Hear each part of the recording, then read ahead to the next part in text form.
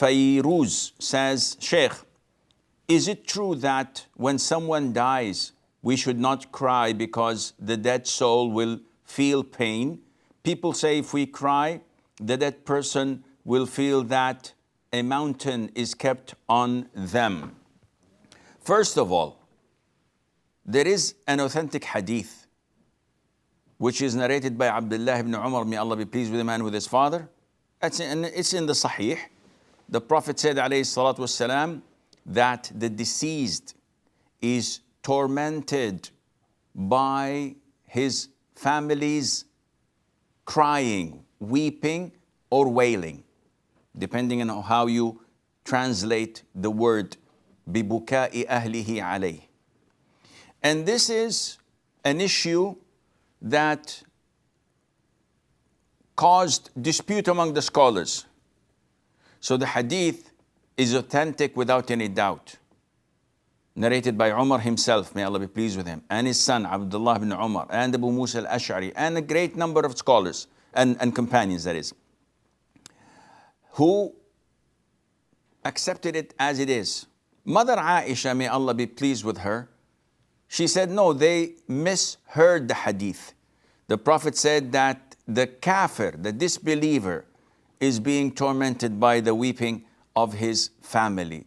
Because Allah says in the Quran, no bearer of burden shall bear the burden of another. وَلَا تَزِرُ وَازِرَةٌ وِزْرَ أُخْرَى.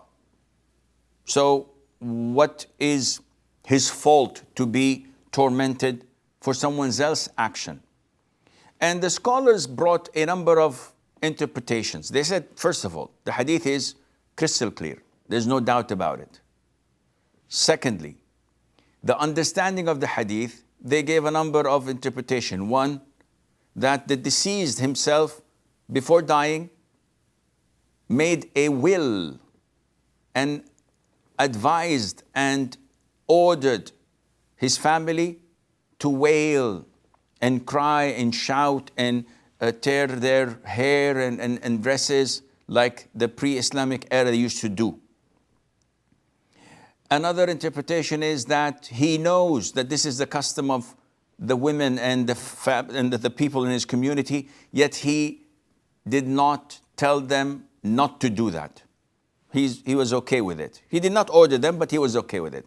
And all of these are weak interpretations as stated by Ibn Taymiyyah, may Allah have mercy on him.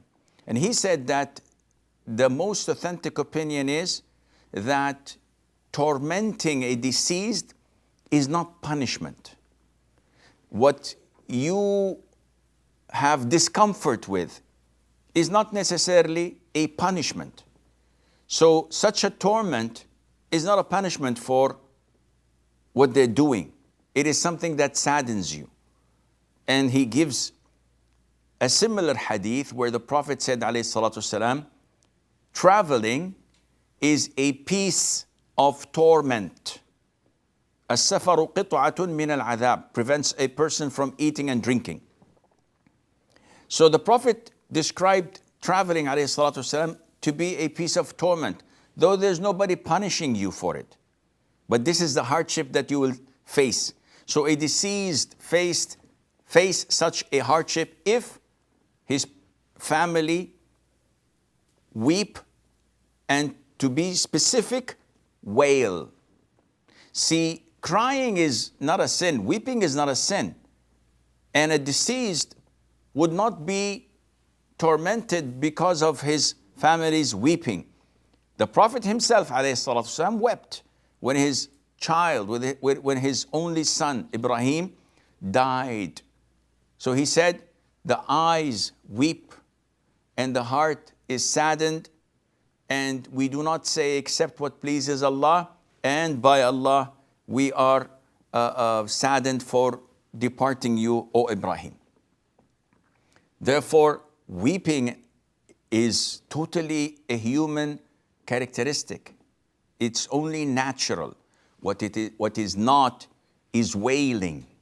When women start tearing their clothes and pulling their hair or slapping their faces and saying, oh, he was my husband, he was my father, he was my brother, he was my rock that I depended on, he was this, he was that.